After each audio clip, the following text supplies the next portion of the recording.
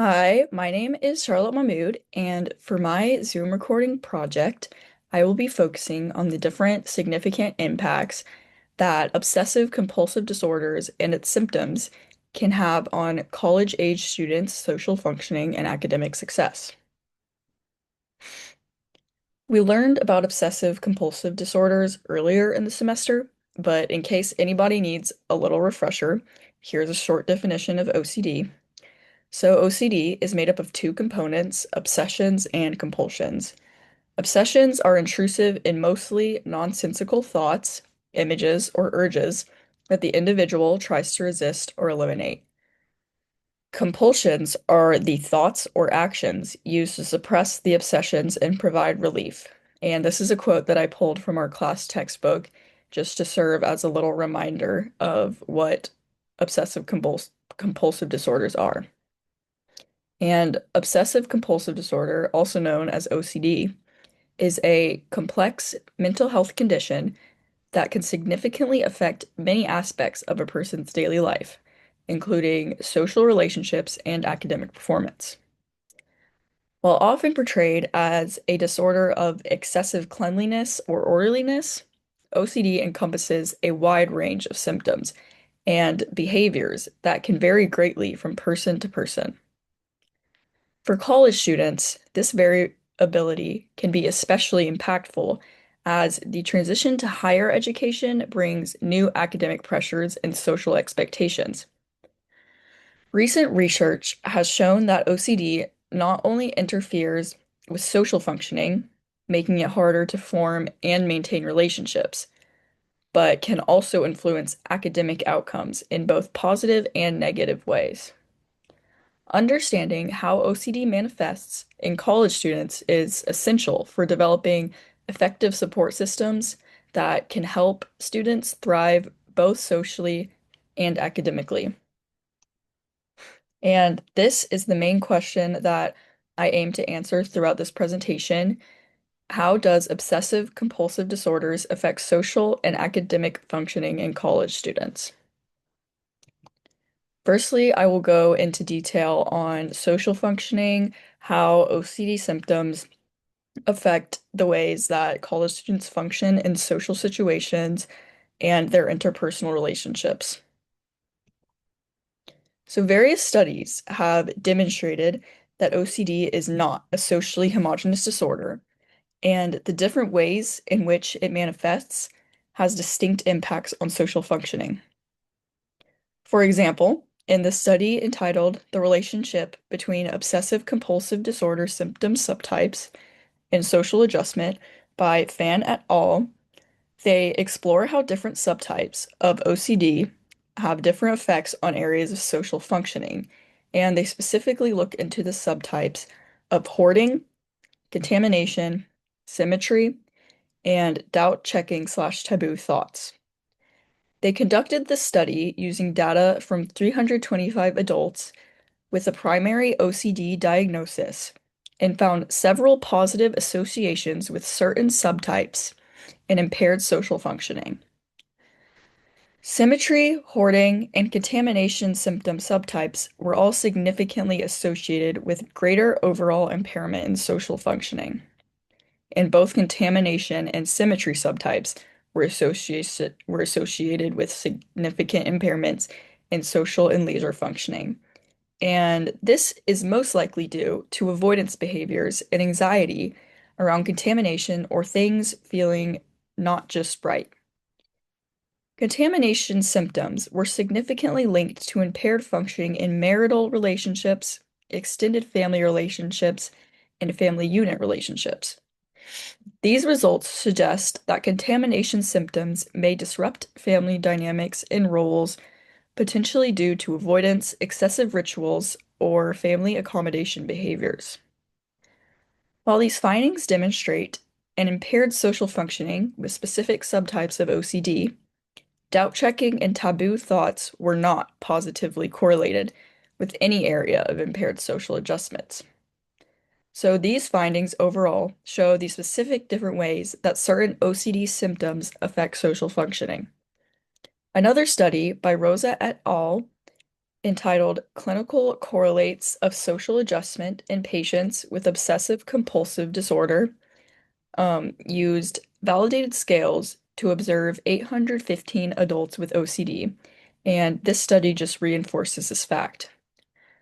Overall, they found that patients with OCD showed significant social impairment, particularly in social/leisure activities, marital relationships, and extended family interactions. Specifically, hoarding and sexual/religious symptoms appear to be uniquely disruptive to interpersonal communications beyond the impact of general OCD severity. Overall, the findings from both of these studies demonstrate a positive association with OCD symptoms and impaired social functioning. Some clinical implications of this are that assessments of OCD should routinely include social functioning evaluations. Enhancing social skills may improve outcomes and reduce the disorder's personal and social impact. And although these studies primarily focus on adults, their findings are still highly relevant to college students who face their own set of social pressures and challenges. The fact that certain OCD symptoms like contamination fears, symmetry obsessions, and hoarding are linked to problems with social and leisure activities suggests that students dealing with these issues might have a harder time with everyday parts of college life. Things like living in a dorm, working on group projects, making new friends, or joining clubs could become especially stressful or overwhelming. Since obsessive compulsive symptoms are fairly common amongst college students, especially those in demanding programs such as medicine, it's likely that many are quietly struggling in ways that aren't always obvious.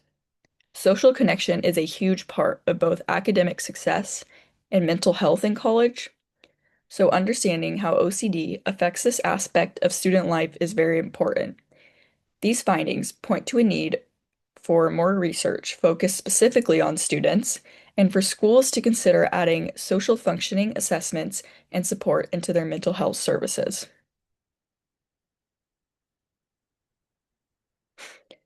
Next, I will be focusing on academic functioning and the different ways that obsessive compulsive disorders impact academic performance in college students. Obsessive compulsive disorders have proven to be a huge issue for college students. In a study conducted by Asil et al. Entitled Prevalence of Obsessive Compulsive Symptoms Amongst University Students in Tabuk, a cross-sectional study, they investigate this. In the study conducted with 190 students, they found that 41.6, almost half, percent of students showed symptoms of OCD, with engineering and medical sciences students being the highest. Similarly, in a study named Prevalence and Associated Factors of Obsessive Compulsive Symptoms among undergraduate medical and health science students at Dilla University, Ethiopia, a cross-sectional study by Medoro et al., they found a similar phenomenon. They conducted the study with 370 students and found that 28% of health and medical science students demonstrated probable symptoms of OCD.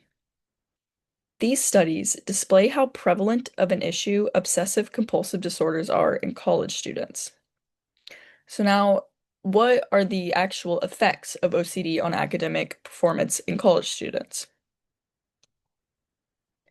A study entitled Effects of Obsessive Compulsive Tendencies and Perfectionist Cognitions on Academic Achievement by Shinichiro Tanoi revealed some very interesting results. Through a questionnaire administered to 197 college students, they found negative but also positive impacts that OCD tendencies have on academics. The results indicated that intrusive thinking significantly reduced GPA, satisfaction with GPA, satisfaction with the number of credits earned, and overall academic achievement satisfaction. and high goal setting was also positively correlated with less GPA satisfaction. However, behaviors such as checking was shown to be associated with a higher GPA variable, satisfaction with credits earned, and satisfaction with academic achievement. This could be due to increased attention to detail and perfectionism, and showed to be beneficial in areas such as submitting assignments on time, error prevention, and increased levels of motivation. It is very interesting to consider that OCD symptoms can have both maladaptive and adaptive effects on academic task performance. One article I found gave interesting insight into different ways we can attempt to prevent and lessen the symptoms of OCD in college students. The study entitled Effects of Group Cognitive Behavior Therapy on Cognitive Flexibility in College Students with High Obsessive Compulsive Symptoms by G et al. Investigated how cognitive behavioral therapy affects cognitive flexibility in college-aged OCD patients.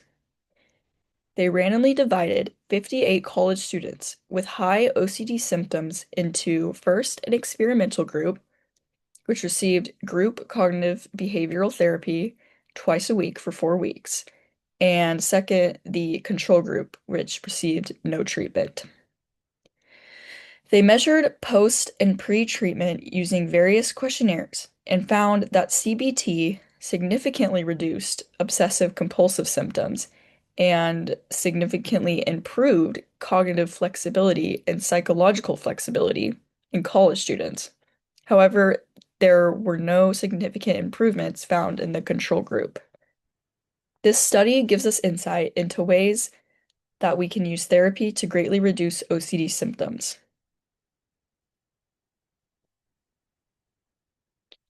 The last study that I looked into is entitled Studyholism, a new obsessive compulsive related disorder, an analysis of its association with internalizing and externalizing features by Yura Losclazo and Marco Giannani. This study investigated the psychological and academic outcomes associated with studyholism, which is defined as problematic overstudying, and as well as study engagement in university students. Their sample included 1,223 university students, and some of the key findings include a strong positive association between studyholism and internalized psychopathology, specifically OCD, depression, and anxiety. They found that the primary driver of studyholism is the obsessive component, which was linked to worse academic outcomes and higher stress levels. However, the compulsive component of studyholism actually demonstrated an association with higher productivity. Overall, students with high studyholic tendencies received higher level scores on all psychopathology dimensions. However, they also looked at study engagement, which works as a moderate protective factor for these risks. Study engagement was linked to lower levels of symptoms such as depression, anxiety, and linked with higher academic productivity. This study sheds light on how OCD-like traits, particularly through the phenomenon of studyholism, can affect how college students perform academically. Although students who obsess over studying might seem hardworking, the research shows that this obsessive behavior is tied to higher levels of stress and worse academic outcomes, like struggling to complete exams. On the other hand, students who are engaged in their studies without the obsessive drive tend to do better both mentally and academically. Overall, the finding suggests that certain OCD-like symptoms can get in the way of academic success, highlighting the importance of spotting these patterns early and offering the right kind of support to students who might need it.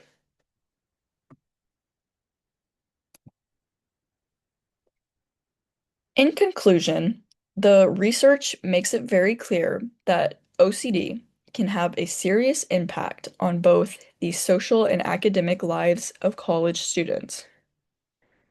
On the social side, symptoms like contamination fears, hoarding, and a need for symmetry can lead to avoidance and discomfort in everyday college situations, such as sharing a dorm, working on group projects, or even simply just hanging out with friends.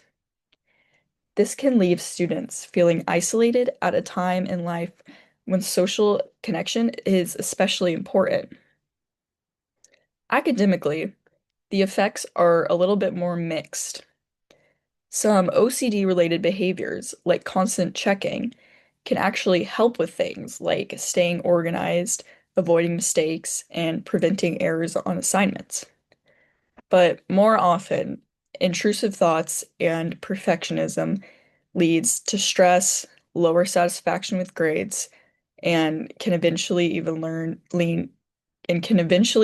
lead to burnout. In more extreme cases, obsessive study habits, what some researchers call studyholism, can hurt students' mental health and academic performance in the long run. The good news is that treatments like cognitive behavioral therapy have been shown to help reduce symptoms and improve flexibility in thinking, which can make both academic work and social life feel just a little bit more manageable. Overall, these studies show just how much OCD can shape a student's college experience, and they also highlight why it is so important for universities to take these challenges very seriously by offering support that addresses both mental health and day-to-day student life. And these are my references. These are the studies that I use to gather my information. And thank you so much for listening. If you have any questions, comments, or concerns, you can leave them below. So, yeah, thank you so much for listening.